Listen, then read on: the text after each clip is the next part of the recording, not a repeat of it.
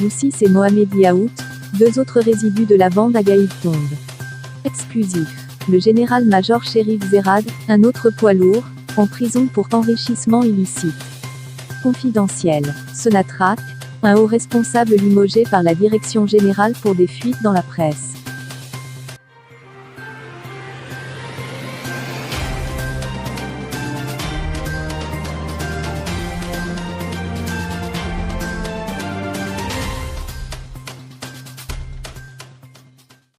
Boussis et Mohamed Yaout, deux autres résidus de la bande Agaïd tombent. Le directeur de la justice militaire, le général Ammar Boussis, et le procureur général près le tribunal militaire de Blida, le colonel Mohamdi, ont été limogés, a appris Algérie patriotique de sources sûres. Avec la chute de ces deux autres résidus de la bande Agaïd Salah, l'armée nationale populaire s'est débarrassée de deux pièces maîtresses du clan de l'ancien chef d'état-major qui a détourné la justice militaire pour en faire un outil de règlement de compte, prononçant des verdicts expéditifs et emprisonnant des hauts gradés de l'armée illégalement. Le général Ammar Boussis est l'instigateur du décret présidentiel que Gaïd Salah fera signer au président par intérim potiche, Abdelkader Ben Salah, en août 2019.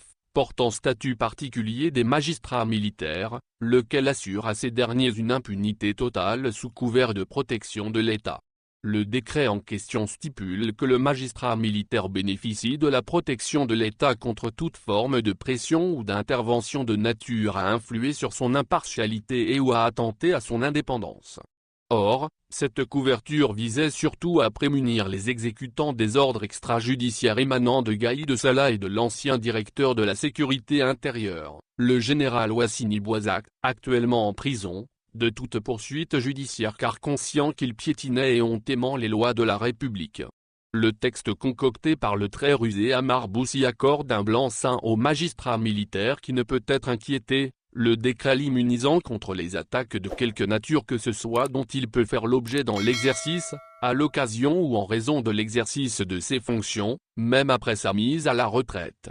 Le général Boussis et le colonel Mohamdi sont ainsi exemptés de toute poursuite pour les graves dérives qu'ils ont commises, tant que le décret signé par Ben Salah ne sera pas annulé, le magistrat militaire n'étant pas responsable des erreurs liées à l'exercice de la profession après sa mise à la retraite, donc.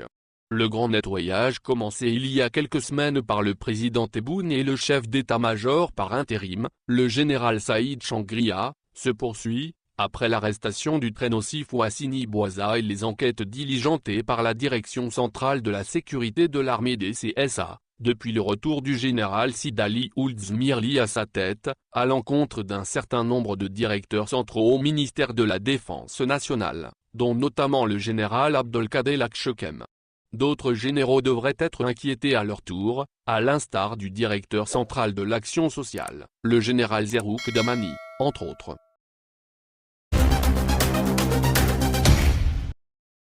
Exclusif. Le général-major Chérif Zerad, un autre poids lourd, en prison pour enrichissement illicite. Le général-major Chérif Zerad, ancien chef du département emploi-préparation de l'état-major de l'armée nationale populaire ANP, a été auditionné par le tribunal militaire de Blida jeudi passé, a appris Algérie par au cours de ses investigations. À la fin de son audition, le général-major Chérif Zerad a été incarcéré et placé sous mandat de dépôt. Le général-major Chérif Zerad est accusé, selon nos sources, d'enrichissement illicite. Les investigations menées par la justice militaire ont permis de découvrir que le général-major a acquis une fortune considérable en créant plusieurs entreprises accumulant des marchés juteux dans le secteur des bâtiments et les travaux publics.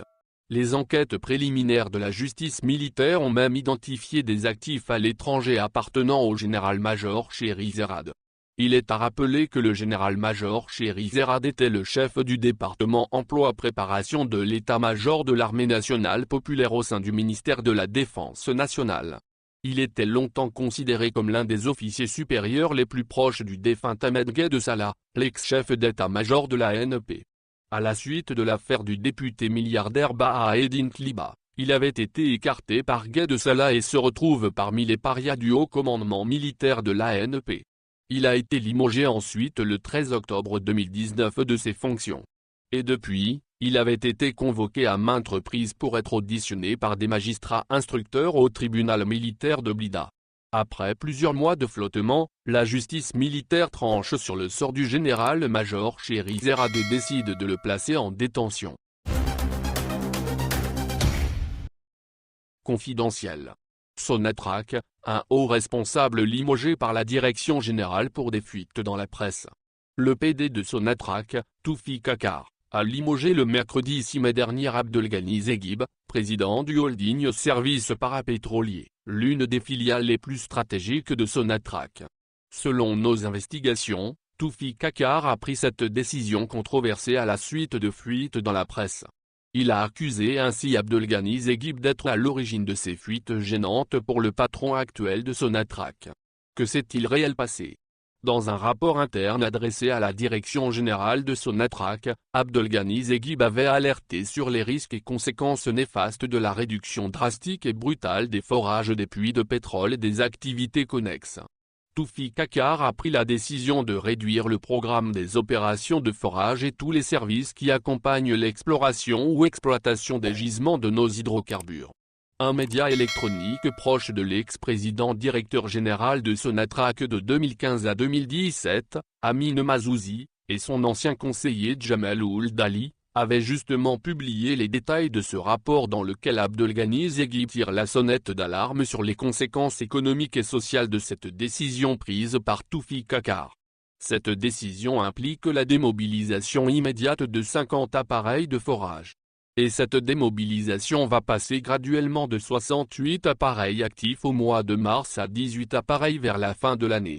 Une première dans l'histoire de l'industrie pétrolière de l'Algérie, avait dénoncé la semaine passée ce média électronique.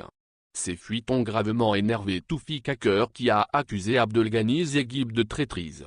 Il décide ainsi de le limoger et de le remplacer par l'un de ses plus fidèles amis pour contrôler les filiales les plus stratégiques comme l'ENTP, ENSP, ENAFOR, ENAGEO, ENGCB, etc.